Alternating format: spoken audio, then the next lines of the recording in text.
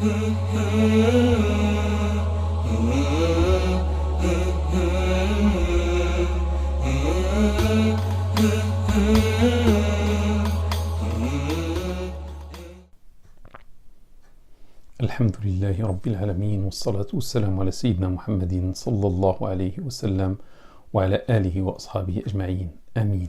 Mes frères, mes sœurs en islam, salam alaykum wa rahmatullahi ta'ala wa barakatuh. Toujours avec les harams, ses interdits et ses permis. La dernière fois, on a vu le vêtement, c'est-à-dire on ne peut pas porter des vêtements qui entourent le corps ou qui sont cousus.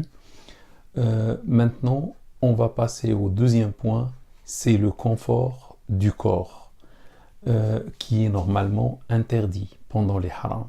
Je commence par un premier élément, c'est le parfum. Sachez qu'il est interdit pour celui qui fait le hajj ou bien la umrah lorsqu'il est en état des harams, il lui est interdit de se parfumer, d'utiliser le parfum dans son corps ou bien dans ses habits.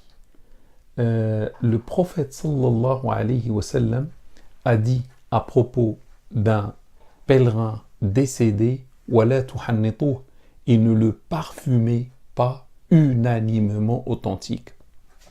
Il a dit aussi, lorsqu'il a interdit au muhrim, à celui qui fait le pèlerinage, qui est en état d'ihram, lorsqu'il lui a interdit de porter des pantalons ou la chemise ou autre, il a dit wala thawbun massahu za'faran, ni un vêtement qui a été touché par du safran, za'faran, unanimement authentique. Donc mes frères et mes sœurs, le parfum est strictement interdit, et cela à l'unanimité de toutes les écoles, et cela pendant les harams. Toutefois, il y a une divergence entre les écoles. On sait que le parfum est interdit pendant les harams. Lorsqu'on commence la umrah ou lorsqu'on commence le hajj, il devient interdit. Mais maintenant, si quelqu'un, juste avant les harams, juste avant de faire l'intention de commencer le pèlerinage ou la umrah, il se parfume, mais avec un parfum dont l'effet reste longtemps. Ça veut dire même pendant les harams, on va sentir son parfum. Est-ce que cela est interdit ou pas? C'est là où il y a eu une divergence entre les écoles. Les malikites déconseillent cela. Les malikites trouvent que c'est makrouh, c'est désagréable de se parfumer avec un parfum juste avant les harams, mais dont l'effet dure très longtemps pendant les harams. L'argument, c'est que le prophète sallallahu alayhi wa sallam a dit à un homme qui a commencé sa umrah, mais qui avait mis trop de parfum, un excès de parfum. Il lui a dit, lave 3 fois le parfum qui se trouve sur ton corps et retire tes vêtements. Unanimement authentique. Donc il lui a demandé de laver le parfum qui se trouvait sur son corps. Il faut le laver 3 fois. Et il faut changer les vêtements par d'autres qui ne sont pas touchés par le parfum. Là, c'est l'avis des malikites. Mais la majorité a autorisé cela. La majorité, les shafi'ites, les hanafites, les hanbalites, a autorisé d'utiliser le parfum dont l'effet qui dure après les harams. Parce que ils ont dit l'histoire de cet homme a eu lieu en l'année 8 de l'Hégire, mais pendant le pèlerinage du prophète sallallahu alayhi wa sallam qui a eu lieu 2 ans après, ça veut dire en l'année 10 de l'Hégire, le prophète sallallahu alayhi wa sallam s'est parfumé, ça veut dire l'acte du prophète sallallahu alayhi wa sallam a abrogé ce hadith. Notre mère Aïcha, que Dieu soit satisfait d'elle, nous rapporte كنت أطيب رسول الله صلى الله عليه وسلم لإحرامه قبل أن يحرم. Je parfumais le prophète sallallahu alayhi wa sallam pour son ihram avant qu'il rentre en état d'ihram, avant qu'il devienne pèlerin, unanimement authentique. Et elle a dit aussi كأني أنظر إلى وبيص الطيب على مفرق أو في مفرق رسول الله صلى الله عليه وسلم بعد أيام وهو محرم. Comme si je vois l'éclat du parfum se trouvant sur la tête du messager de Dieu plusieurs jours après son ihram, alors qu'il était muhrim, alors qu'il était en état de sacralisation, en état de ihram, unanimement authentique. Cela signifie que le prophète sallallahu alayhi wa sallam se parfumait juste avant l'ihram avec un parfum qui restait plusieurs jours pendant l'ihram. Et c'est le cas aujourd'hui aussi, mes frères et mes sœurs. On sait qu'il y a des parfums qui restent une journée, 24 heures, d'autres qui restent 48 heures, etc. Donc, selon la majorité, cela est possible de se parfumer avant l'ihram. Notons aussi qu'il faut éviter, cette fois-ci, pendant l'ihram, pas avant, pendant l'ihram, celui qui fait la umrah, celui qui fait le pèlerinage, il faut éviter de se parfumer, de sentir le parfum. Sentir le parfum exprès, avec préméditation, est haram, est interdit. Sentir le parfum, ils ont dit même de manger un repas parfumé ou de boire une boisson parfumée, sauf que les malikites disent cela est autorisé dans le cas où il y a eu une cuisson du repas, parce que la cuisson élimine l'essence du parfum. Sinon, ça reste interdit si on sent le parfum dans le repas ou s'il y a le goût du parfum dans le repas. Sachez aussi que les Shafi'ites et les Hanbalites ont dit que l'interdiction du parfum, c'est lorsque cela se fait avec préméditation. Quelqu'un qui sait qu'il est en train de faire le pèlerinage ou la umrah et quand même il va sentir ou il va se parfumer. Ça, c'est interdit. Mais si quelqu'un le fait par oubli ou par erreur, il n'y a pas pour lui ni péché, ni fidya, ça veut dire expiation. Je passe à un autre point qui a un lien avec le parfum. C'est la crème parfumée. Sachez que la crème parfumée est interdite pour le muhrim, pour celui qui fait le pèlerinage ou celui qui fait la umrah. Par contre, la crème non parfumée, d'après l'imam Ibn al-Mundhir, ce dernier a rapporté qu'à l'unanimité, les savants ont autorisé aux muhrim, aux pèlerins, d'appliquer à l'époque, d'appliquer l'huile sur tout son corps, sauf la tête et la barbe.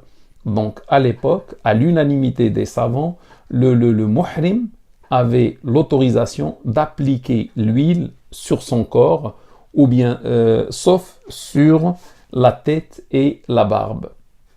Mais quand même, il y a par la suite une divergence entre les écoles. Les Malikites et les Hanafites n'autorisent l'application de la crème non parfumée. La crème parfumée, c'est interdit. La crème non parfumée qu'en cas de nécessité. Ça veut dire quelqu'un qui est malade, quelqu'un qui se soigne, etc. Donc là, il n'y a pas de problème. Il peut l'appliquer et il n'y a pas de fidya. Lorsqu'il y a une nécessité, comme la maladie. Les Hanbalites l'ont autorisé sans nécessité. Les Hanbalites autorisent le fait d'appliquer sur son corps la crème, sur tout le corps, même s'il n'y a pas une nécessité. Les Shafi'ites interdisent l'application, l'utilisation de la crème non parfumée sur la tête et sur la barbe et l'autorisent pour tout le reste du corps. Donc les Shafi'ites, pour tout le corps, on peut utiliser la crème sans parfum, sauf pour la barbe ou la tête pour l'homme et la femme. Mais sinon, en cas d'excuse, lorsqu'il y a une excuse, par exemple une maladie, quelqu'un qui se soigne, les Shafi'ites l'autorisent à appliquer la crème à ce moment, non parfumée à ce moment-là sur sa tête. Je passe à un autre point, le point B, et cette fois-ci, c'est les cheveux et les poils. Sachez, mes frères et mes sœurs, qu'il est strictement interdit d'enlever les cheveux, de raser la tête. Ça, c'est, ou couper les cheveux. Ça, c'est à l'unanimité des écoles, parce que Dieu dit وَلَا تَحْلِقُوا رُؤُوسَكُمْ حَتَّى يَبْلُغَ الْهَدْيُ مَحِلَّهُ. Et ne rasez pas vos têtes avant que l'offrande c'est l'animal à sacrifier, avant que l'offrande n'ait atteint son lieu, c'est-à-dire son lieu d'abattage. Donc là, c'est une interdiction qui se trouve dans un verset coranique. Cependant, en cas de maladie, il est permis de raser la tête, mais à ce moment-là, il y a une fidya, il y a une expiation. On a un hadith qui nous rapporte sur un compagnon qui s'appelait Ka'b, fils de Ujra, que Dieu soit satisfait de lui, qui avait mal pendant son pèlerinage, il avait mal à la tête, et il y avait les poux qui tombaient sur son visage. Lorsque il s'est plaint au prophète sallallahu alayhi wa sallam, le prophète prière et ça sur lui a dit rase-toi la tête et jeûne 3 jours, c'est-à-dire en contrepartie, ou nourrit 6 pauvres. Dans une version, donne la moitié d'un sa', c'était un volume, la moitié d'un sa' de repas à chaque pauvre. Donc il y a 6 pauvres et à chacun il doit donner la moitié d'un sa'. Sachez que le sa' est fait de 4 poignées. 1, 2, 3, 4. Donc ça veut dire la moitié d'un sa', c'est 2 poignées d'un repas. On donne à chaque pauvre 1, 2 poignées d'un repas. Ça peut être, comme ce qu'on a dit la dernière fois, les dates ou le repas le plus consommé dans le pays. À la fin, il lui a dit Awin souk nasika, ou offre une offrande, ça veut dire un animal, dans une autre version, ou offre une brebis, ça veut dire un mouton, unanimement authentique. Donc vous voyez quelqu'un qui par maladie doit, ou avec préméditation, coupe ou rase la tête, coupe les cheveux ou rase la tête, c'est ça l'expiation. Soit il jeûne 3 jours, soit il nourrit 6 pauvres, 2 poignées pour chacun d'eux, soit il offre un mouton, et cela est unanimement authentique. Donc on a compris que le pèlerin, celui qui fait Umrah ou celui qui fait le Hajj, n'a pas le droit de toucher à ses cheveux. Par analogie, les faqirs ont dit il n'a pas droit aussi d'enlever ses poils. Si les cheveux sont interdits, par analogie, les poils du corps aussi. Donc on n'a pas le droit de toucher aux poils, on ne peut pas les enlever, et de même, on ne peut pas enlever les ongles. Et tout cela mène vers l'expiation. Si quelqu'un fait cela, il doit acquitter une fidya. Parce que tout cela s'oppose ou constitue un confort du corps qui s'oppose à l'état des haram. Sachez aussi, mes frères et mes sœurs, que le muhrim, celui qui est en état des haram, il ne doit pas se gratter la tête ou bien le corps avec les ongles. Il ne doit pas faire comme ça, de risque de faire tomber un cheveu ou un poil. Donc on lui dit d'abord de gratter doucement et avec l'intérieur des doigts. Avec l'intérieur des doigts et non pas avec l'extérieur, parce qu'on risque d'enlever des cheveux ou des poils. De même, ils disent que si quelqu'un est sûr par habitude, lorsqu'il se peigne les cheveux, il y a une chute de cheveux. Celui-ci, pendant tout son ihram, de Umrah ou de Hajj, il lui est interdit de se peigner les cheveux parce que cet acte va provoquer une perte de cheveux. Et ça, c'est haram. Mais si il est sûr que lorsqu'il se peigne par habitude les cheveux ne tombent pas, à ce moment-là, les faqih lui disent qu'il est désagréable, il est makrouh, il est désagréable pour lui de se peigner les cheveux, de crainte cette fois-ci que de perdre certains, ou bien de s'éloigner de l'état d'esprit de l'ihram. L'ihram, normalement, on a de la poussière, on a des cheveux ébouriffés, etc. On ne touche pas ses cheveux, on ne touche pas à son corps. Dieu a voulu qu'on parte vers lui dans cet état-là, l'état d'ihram. Et comme lorsqu'on se peigne les cheveux, on s'éloigne de cet état, c'est pour ça qu'ils ont dit c'est désagréable. À la fin, sachez mes frères et mes sœurs, si on perd des cheveux pendant les ablutions, à cause des ablutions, lorsqu'on passe la main, on va voir des cheveux sur la main, par exemple, ou des cheveux qui tombent, ou lors du ghusl. Le ghusl, c'est le bain général lorsqu'on lave tout le corps pour une janaba ou autre, ou si des cheveux tombent d'eux-mêmes, dans tous ces cas, on n'est pas pécheur et il n'y a pas une expiation à faire. On est responsable seulement lorsqu'on le fait avec préméditation. Mes frères et mes sœurs, barakallahu fikum, wassalamu alaikum wa rahmatullahi ta'ala wa barakatuh.